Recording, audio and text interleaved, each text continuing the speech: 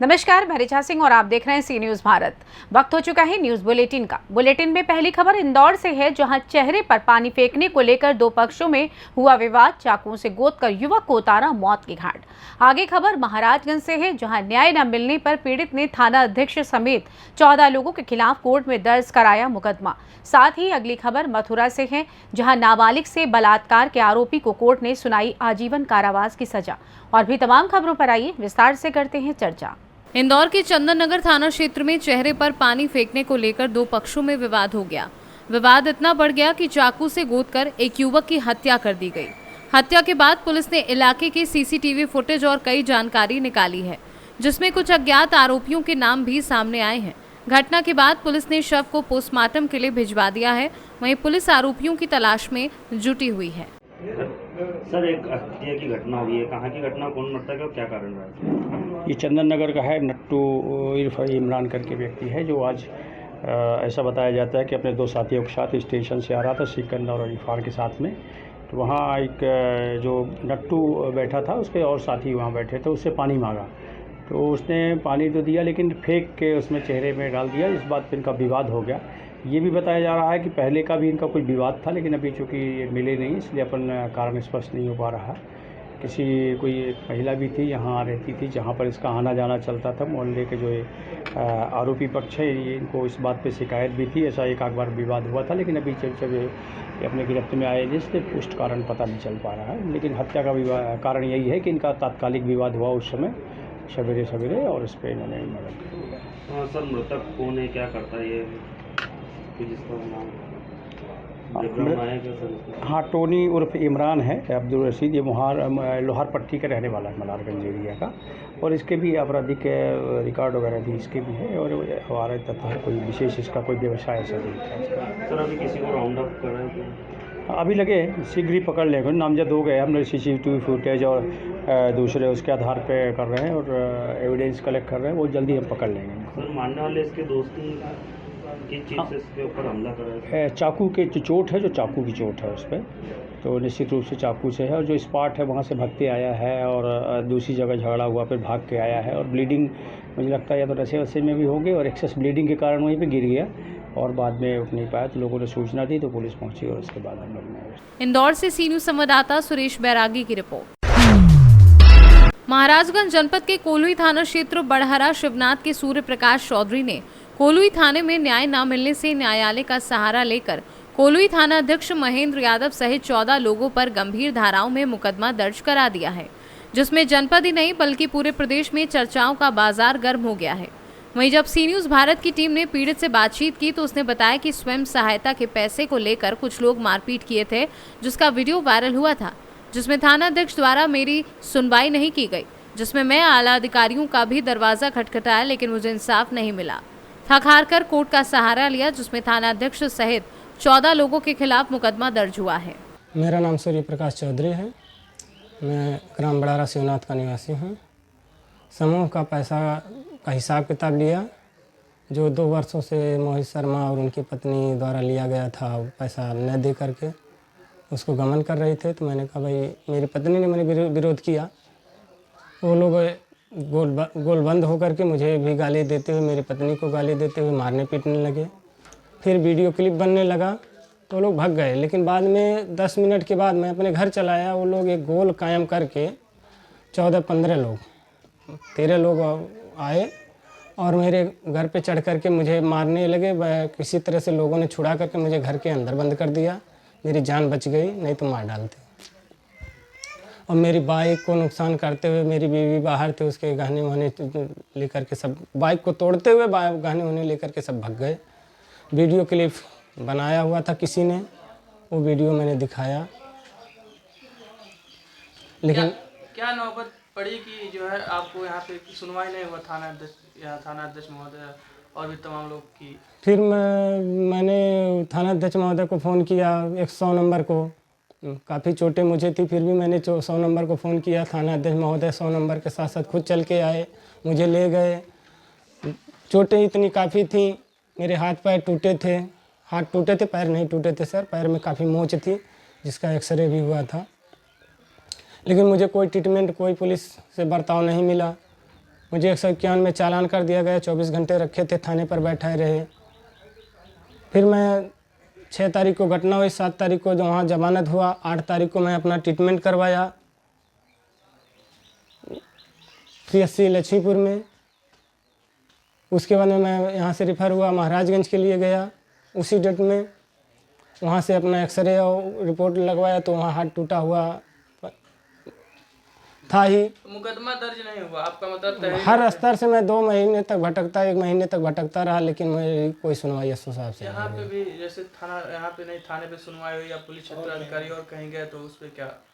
Police क्षेत्र अधिकारी के पास गए तो वो लोग वहाँ से कहते थे आपकी कार्रवाई हो जाएगी, आप जाइए थाने पर। कार्यालय पे पुलिस अधीक्षक? जी, जब कार्यालय पर मैं मिला तो अधीक्षक साहब ने कहा कि आपका काम हो जाएगा, आप जाइए।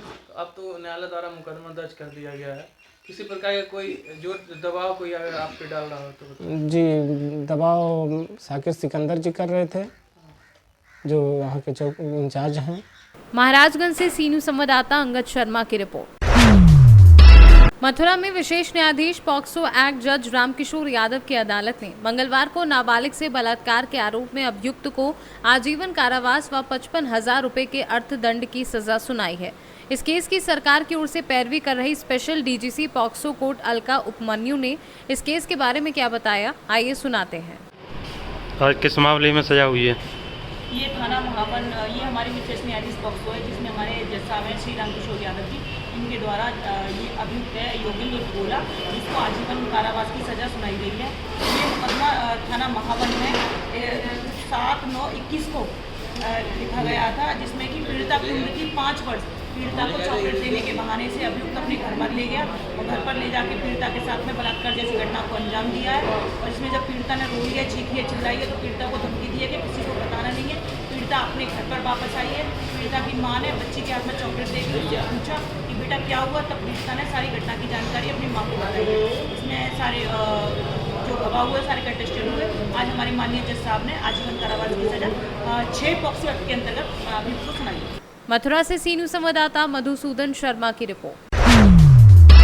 मुरादाबाद में जिला कांग्रेस कमेटी के द्वारा जन समस्याओं का तत्काल निराकरण किए जाने के संबंध में जिलाधिकारी को ज्ञापन दिया गया और उत्तर प्रदेश जनपद मुरादाबाद में जिला कांग्रेस कमेटी ने जन समस्याओं का तत्काल निराकरण किए जाने की मांग की। जिलाध्यक्ष कांग्रेस असलम खुर्शीद ने क्या बताया, आइए जानते हैं। जिला कांग्रेस कमेटी का यह प्रदर्शन स्थानीय समस्याओं को लेकर है और मुरादाबाद ज़िले की सभी समस्याओं को लेकर है। ख़ास तौर से इसमें जो है नगर निगम नरक निगम हो चुका है। उसने हालात ऐसे पैदा कर दिए हैं कि तमाम कोई सुनने कहने वाला नहीं है। शील्ड निकल जाती है बाहर, नालों की निकाल ली, नाला नीचे तक साफ़ नहीं होता, नाला नीचे तक साफ़ नहीं होता। ऐसी परिस्थितियों में गंदगी के ढेर अंबार लगे पड़े हैं, सड़कें टूटी पड़ी हैं, सीवर लाइन फेल हो चुकी है पूरी।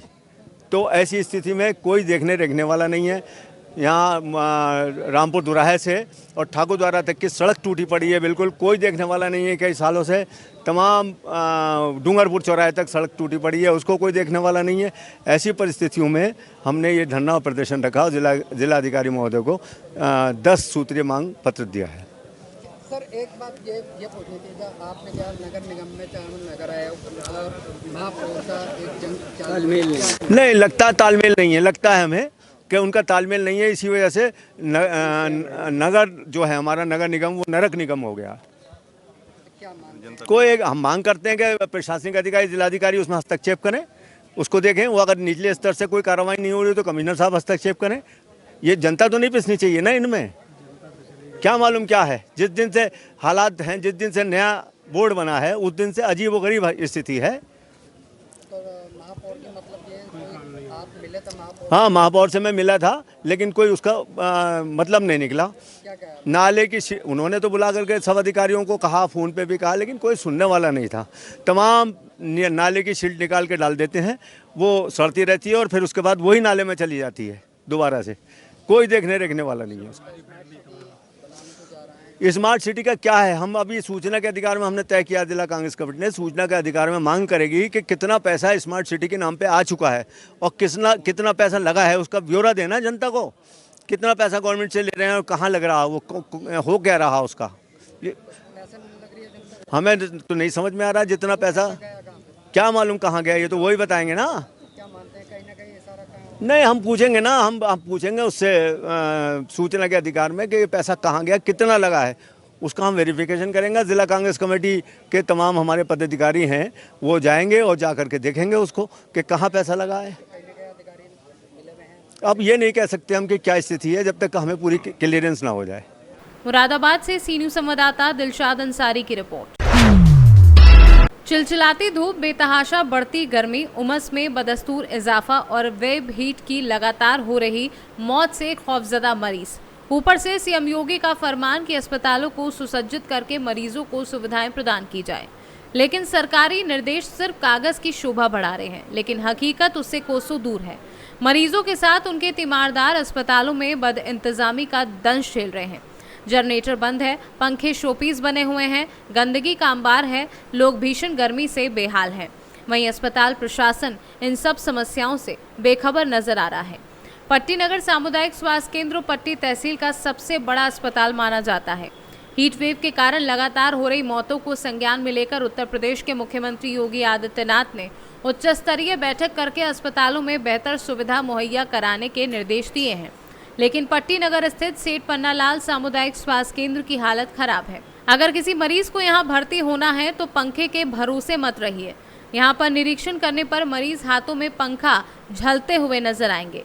मरीजों ने बताया कि यहां पर जनरेटर बंद पड़ा रहता है, भीषण गर्मी से लोग बेहाल हैं। प्रतापगढ़ से सी न्यूज़ संवाददाता रोहित जायसवाल की रिपोर्ट। नगरपालिका बलरामपुर की हुई प्रथम बोर्ड मीटिंग सदर विधायक की उपस्थिति में नगरपालिका अध्यक्ष द्वारा पेश किए गए सभी प्रस्ताव ध्वनि मत से पारित किया गया। बलरामपुर नगरपालिका के सभागार कक्ष में आज नगरपालिका परिषद की प्रथम बोर्ड मीटिंग हुई, जिसमें चेयरमैन व समस्त नवनियुक्त सभासद उपस्थित रहे।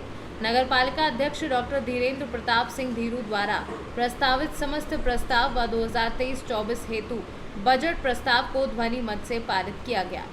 जनहित की भावनाओं को देखते हुए नगर में मुख्य मार्गों व चौराहों पर वाटर एटीएम, झारखंडी सरोवर व रानी तालाब का सुंदरीकरण, सभी प्रमुख चौराहों को सीसीटीवी कैमरे से युक्त करने, फ्री वाईफाई व मृत पशुओं के निस्तारण हेतु जमीन सहित नगर के प्रमुख मार्गों का नामकरण व नगरवासियों की सुविधा हेतु टोल फ्री नंबर के अतिरिक्त 2 अन्य नंबरों की मदद से शिकायतें दूर की जाएंगी। वहीं नगर पालिका के कार्य तय समय सीमा में पूरे हों ऐसी प्रक्रिया भी बनाई जाएगी।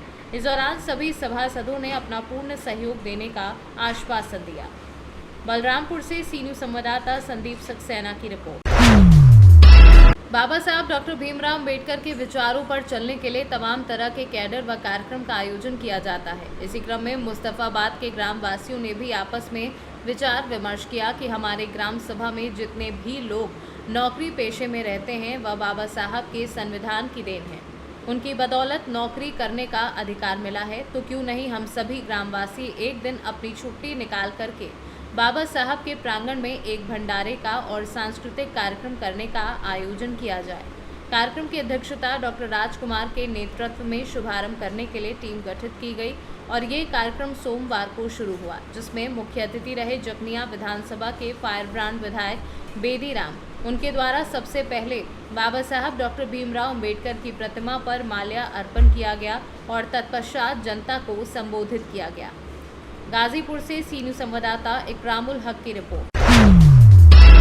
नशे के खिलाफ प्रदेश सरकार द्वारा चलाए जा रहे अभियान एक युद्ध नशे के विरुद्ध में कार्यवाही करते हुए झांसी नारकोटिक्स टास्क फोर्स के शिकंजे में तूफान और सूरज फंस गए।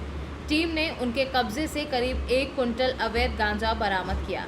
झांसी में स्थापित हुआ एंटी नारकोटिक्स थाना प्रभारी संजय कुमार और उनकी टीम ने सरकार द्वारा चलाए जा रहे अभियान में एक युद्ध नशे के विरुद्ध के तहत कार्यवाही करते हुए हसारी स्थित यादव कॉलोनी में बने एक मकान में छापेमार कार्यवाही करते हुए गांजा तस्करी करने वाले तूफान यादव उर्फ छोटू यादव तथा उसके साथी सूरज को गिरफ्तार कर लिया है। टीम ने इनके कब्जे से 1 क्विंटल अवैध गांजा बरामद किया है। नारकोटिक्स की इस कार्यवाही से नशे के सौदागरों में हड़कंप मचा हुआ है। सर, गांजा पकड़ा गया बड़ी मात्रा में, कितने लोग थे, क्या नेटवर्क था, क्या एएनटीएफ थाने के द्वारा आज हसारी चौकी क्षेत्र से 2 अभियुक्तों को गिरफ्तार किया गया है, जिनके पास से करीब 1 क्विंटल गांजा, जिसकी अंतर्राष्ट्रीय मार्केट में वैल्यू करीब 50 लाख रुपए है, इनको गिरफ्तार किया गया है और इनको जेल भेजा जा रहा है। ब्यूरो रिपोर्ट, सी न्यूज़ भारत। सुल्तानपुर लंबुआ तहसील परिसर में भारतीय किसान यूनियन शिव गुट की मासिक बैठक आयोजित की गई। ये बैठक संगठन के तहसील अध्यक्ष के नेतृत्व में आयोजित की गई, जिसमें मुख्य अतिथि के रूप में संगठन के राष्ट्रीय अध्यक्ष शिव श्याम उपाध्याय भी मौजूद रहे। इस बैठक में राष्ट्रीय अध्यक्ष ने बिजली की समस्या पर रोष व्यक्त किया। भीषण गर्मी में बिजली कटौती का आरोप लगाते हुए संगठन में आक्रोश नजर आया। बैठक में मौजूद किसानों का कहना था कि बिजली कटौती के चलते किसान परेशान हैं और अपनी खेती नहीं कर पा रहे हैं। इस बैठक में नहरों में पानी न होना भी चर्चा का विषय बना रहा। इस प्रकार किसान संगठन द्वारा आयोजित इस बैठक में किसानों की समस्याओं से जुड़े विभिन्न मुद्दों पर चर्चा परिचर्चा की गई। इस मौके पर संगठन के राष्ट्रीय महासचिव कृष्णजीत पांडे, राष्ट्रीय प्रवक्ता ओम बाबा, राष्ट्रीय कोषाध्यक्ष श्रीपति मिश्रा, राष्ट्रीय प्रचार मंत्री राकेश सिंह राणा, प्रदेश अध्यक्ष संदीप तिवारी, मंडल अध्यक्ष रमेश मिश्रा, जिला अध्यक्ष हरीश चंद्र दुबे, महिला जिला अध्यक्ष उर्मिला सरोज, जिला प्रभारी राधेश्याम उपाध्याय, जिला संरक्षक रामचंद्र तिवारी आदि लोग बड़ी संख्या में मौजूद रहे। एक बैठक रही है आज यहाँ हर महीने की तरह 20 तारीख को जो मासिक बैठक होती थी, मासिक बैठक थी। मासिक बैठक में जो पुराने मांग पत्र थे उस पर जो समाधान हुआ था तहसील द्वारा, उसको समाधान कराया गया, बताया गया लोगों को कि हाँ ये समाधान आया है। लेकिन आज इस बैठक में जो विशेष मुद्दा रहा वो बिजली और पानी का रहा। इस समय इतनी भीषण गर्मी पड़ रही है, इसमें बिजली कटौती बराबर हो रही है, किसान परेशान है, बिजली से परेशान है गर्मी की वजह से, और दूसरे बिजली न मिल पाने से उसकी जो धान की नर्सरी डालना है वो भी नहीं डाल पा रहा है। नहरों में पानी नहीं है, नहर में पानी न आने से वहाँ से भी नहीं, इसलिए किसानों को कहीं से राहत नहीं मिल रही है। बिजली विभाग और सिंचाई विभाग दोनों सरकार की मंशा पर पानी फेर रहे हैं। यदि ये लोग एक हफ्ते के अंदर व्यवस्थाओं को सुचारू रूप से नहीं कर लेते हैं तो किसान आर पार की लड़ाई करने के लिए तैयार है। अभी आप अपने संबोधन में एक बात रखी कि स्वास्थ्य को लेकर आप ब्लॉक स्तरीय लेकर कुछ समस्याएं हैं किसान की, किस तरह की समस्याएं हैं? वो समस्याएं जो थी उस पर पिछली बार ज्ञापन दिया गया था ब्लॉक में। ब्लॉक के जो खंड विकास अधिकारी महोदय हैं, इन्होंने जो समस्याएं थी उससे लगभग काफ़ी हद तक समस्याओं का समाधान करके दे दिया है और संगठन को अवगत कराया है। स्वास्थ्य विभाग ने भी जो भी इनसे मांगा गया था जानकारी, लिखित तौर पर इन्होंने संगठन को अवगत करा दिया है। आज आपके पदाधिकारी कितने रहे लमसम यहाँ पे जो एकत्रित हुए संगठन? ये संगठन की मासिक बैठक थी। यहाँ पर तहसील कार्यकारिणी की बैठक थी, लेकिन यहाँ क्षेत्रीय पदाधिकारी राष्ट्रीय स्तर के, प्रदेश स्तर के होने की वजह से सारे लोग मौजूद रहे। सुल्तानपुर से सी न्यूज़ संवाददाता वाजिद हुसैन की रिपोर्ट। फिलहाल न्यूज बुलेटिन में बस इतना ही। देश दुनिया की तमाम खबरों की जानकारी के लिए देखते रहें सी न्यूज़ भारत। हर खबर आपके साथ, आपके हाथ।